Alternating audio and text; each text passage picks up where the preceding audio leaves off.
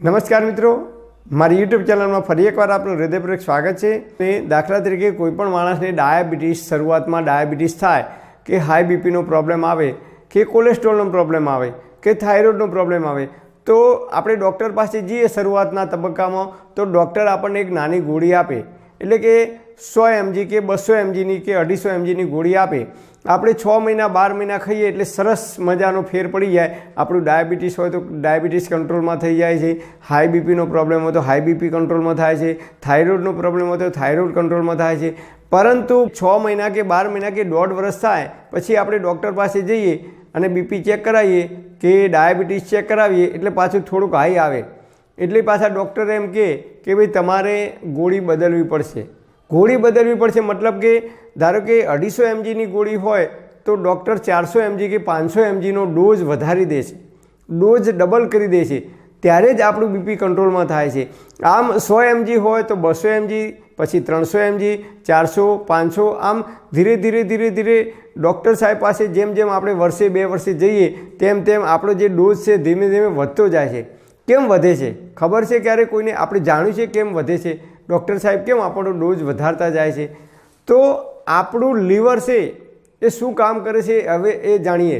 તો આપણું લીવર છે એ બોડીગાર્ડનું કામ કરે છે। જે રીતે કોઈપણ ટોલ નાકા ઉપર આપણે જઈએ તો પોલીસ ઊભી હોય તો પોલીસ દરેક માણસને ચેક કરતાં અંદર જવા દે અને દાખલા તરીકે 1 મિનિટમાં એક માણસને ચેક કરે અને પછી જવા દે। હવે વધારે માણસોને અંદર ઘુસાડવા તો શું કરવું પડે? રોજના 200 માણસ આવતા હોય તો 1 મિનિટમાં એક પોલીસવાળા છે 1 મિનિટમાં એક માણસને ચેક કરી અને અંદર જવા દેતા હોય તો એની અંદર ઘૂસ મારવી હોય તો શું કરવું પડે? તો 200 માણસની જગ્યાએ 400 કે 500 માણસ ડબલ કરી દઈએ તો પોલીસવાળા શું કરે? એમનો ટાઈમ બચાવવા માટે અથવા એ જ સમયની અંદર 1 જ કલાકની અંદર એ 400 માણસને અંદર જવા દેવા હોય તો શું કરે? એકને ચેક કરે, બીજાને જવા દે, એક ચેક કરે, બીજાને જવા દે, એક ચેક કરે, બીજાને જવા દે। આમ રેન્ડમલી એક પછી એક બધાને 400 ચેક કરી શકતા નથી, કારણ કે એમની પાસે સમય મર્યાદા હોય છે કે 1 કલાકની અંદર જ આટલા લોકોને અંદર જવા દેવાના હોય છે, નહીં તો એમનો ટાઈમ થઈ જતો હોય છે।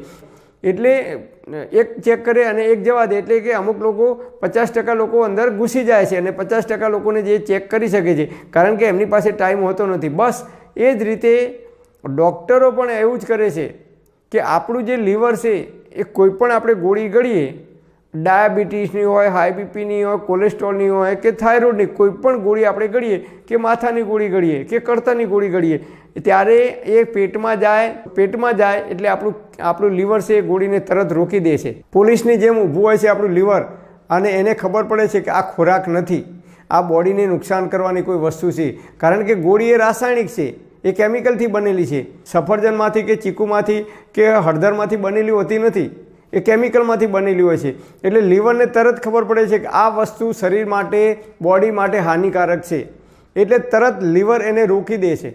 લીવર રોકી દે છે એટલે 50% તમે જે ગોળી ગળો એની માત્ર 50% અસર થાય છે। 250 mgની ગોળી આપણને આપે છે તો આપણું લીવર 100 થી 150 mg જેટલી તાકાત ધરાવે છે, બળ વાપરે છે પોતાનું એ લીવર અને ગોળીને રોકી દે છે અને એને મળમૂત્ર દ્વારા બહાર કાઢી દે છે। અને બાકીની ગોળી છે એ જેમ પોલીસવાળા એક પછી એક જવા દે છે ને, જેમ પોલીસવાળા 1 મિનિટમાં 2 માણસને ચેક કરી શકતા નથી, એક ચેક કરે ને એક જવા દે, એ રીતે લીવર એ જેટલું કામ કરે છે એટલા જ પ્રમાણની અંદર એ કામ કરી શકે છે। એ ગોળીને પછી જેમ જેમ ગોળી અંદર આવતી જાય શરીરમાં તેમ તેમ આ આપણું બોડી છે એ આપણા લીવરને તાકાત આપે છે, આપણું લીવર છે મજબૂત બનતું જાય છે દિવસે ને દિવસે વધુ ને વધુ, કે એ ગોળીનો જે પાવર છે એ પાવરને અંદર જતો રોકે છે। 50% જતી હોય તો 40% કરી દે છે, 30% કરે છે, 25% કરે છે, 20% કરે છે। આમ આપણું લીવર છે તાકાતવંત બને છે અને એ ગોળીને રોકવા માટે સક્ષમ બનતું જાય છે। અને એટલા માટે તો આપણે કહીએ છીએ ને કે ભાઈ આ બધી જેટલી પણ ગોળીઓ આપણે ગળીએ એ ગોળીના લીધે આપણું લીવર કે કિડની ખરાબ થઈ શકે છે લાંબા ટાઈમે। એનું કારણ એક જ છે કે કિડનીને પણ એ વસ્તુને વારંવાર ગાળવી પડે છે, એ કેમિકલને એની અંદરથી કિડનીમાંથી પસાર થાય છે અને એ પછી જ એ બહાર નીકળે છે. એટલે કિડની પણ લાંબા સમય સુધી જો વધારે પડતી દવાઓ ખાઈએ તો કિડની ઉપર અસર થાય છે, એનું કારણ આ જ છે. અને લીવર ઉપર અસર થાય છે, એનું કારણ પણ આ જ છે. હવે લીવર શું કામ કરે છે?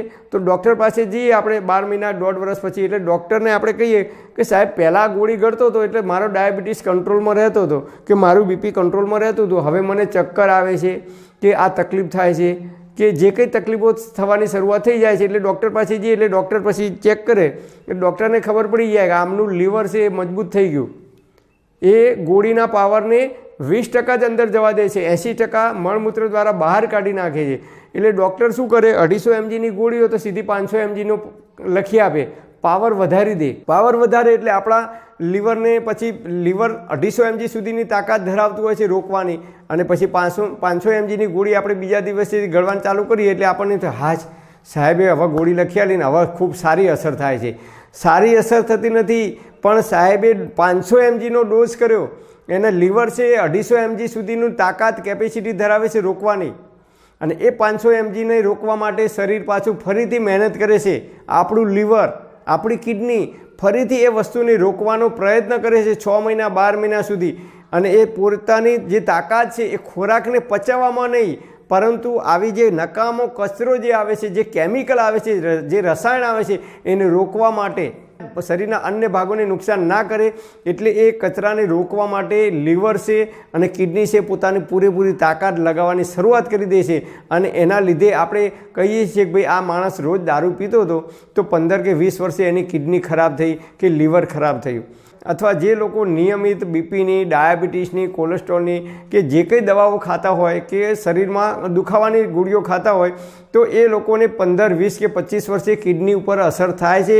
અને અમુક લોકોને કિડની ખરાબ થઈ જાય છે, અમુક લોકોને 2 કિડની ખરાબ થાય છે 55, 60 કે 65 વર્ષની ઉંમરે, અને અમુક લોકોને ડાયાલિસિસ કરાવવાની જરૂર પડે છે. તો આ વધારે પડતી જે આપણે ગોળીઓ ગળીએ છીએ, દવાઓ ગળીએ છીએ, એ દવાઓના લીધે આપણા શરીરની અંદરના જે ઓર્ગન છે એ ધીમે ધીમે ખરાબ થવાની શરૂઆત કરે છે. કારણ કે એમની પાસે જે તાકાત હોય છે એ બોડી પૂરેપૂરી શક્તિ, પૂરેપૂરી તાકાત એ કેમિકલથી બચાવવા માટે મજબૂત કરે છે. તાકાત એની અંદર વપરાઈ જાય છે અને એના લીધે એ છેવટે થાકી જાય છે, હારી જાય છે અમુક સમયે 20 કે 25 વર્ષ પછી. અને આપણે કહીએ છીએ કે ભાઈ આમનું લીવર ખરાબ થઈ ગયું કે આમની કિડની ફેલ થઈ ગઈ. તો એનું કારણ આપણે પોતે જ છીએ, આપણા બાજુવાળા નથી, ઉપરવાળા કોઈ નથી. ઉપરવાળાને પણ દોષ આપવાની જરૂર નથી. ઘણીવાર આપણે કહીએ છીએ અરે રે ભગવાને આની કિડની ખરાબ કરી દીધી, 2 કિડની ખરાબ કરી દીધી, કે ભગવાને આમનું લીવર ખરાબ. ભગવાન ક્યારેય કોઈનું લીવર કે કિડની ખરાબ કરતા જ નથી. આપણે પોતે જ એવા ખોરાક લઈએ છીએ, એવી રહેણીકરણી, એવી લાઈફસ્ટાઈલ આપણે અપનાવીએ છીએ, અને એના લીધે દિવસે ને દિવસે વધુને વધુ આપણા શરીરની અંદર બીમારીઓ આવતી જાય છે. અને એ બીમારીઓને દબાવવા માટે, એ બીમારીઓને રોકવા માટે આપણે અનેક પ્રકારની ગોળીઓ ગળતા થઈ ગયા છે. ડાયાબિટીસ, હાઈ બીપી, કોલેસ્ટ્રોલ, ઘણા લોકો ગેસ ના થાય ગેસની ગોળી લે છે, અમુક લોકો એસિડિટીની લે છે, અમુક લોકો શરીરમાં કળતર થાય એની લે છે, અમુક લોકો B12ના ઇન્જેક્શનની ગોળી લે છે. આમ અનેક પ્રકારની ગોળીઓ, દવાઓ આપણે ગળતા થઈ ગયા છે ચણા મમરાની જેમ. તો એના લીધે કિડની અને લીવર સમય આવે ત્યારે ખરાબ થઈ શકે છે.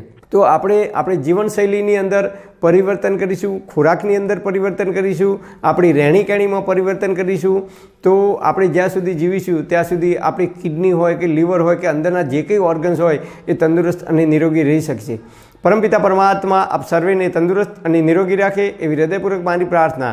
Thanks for watching my video. Thank you.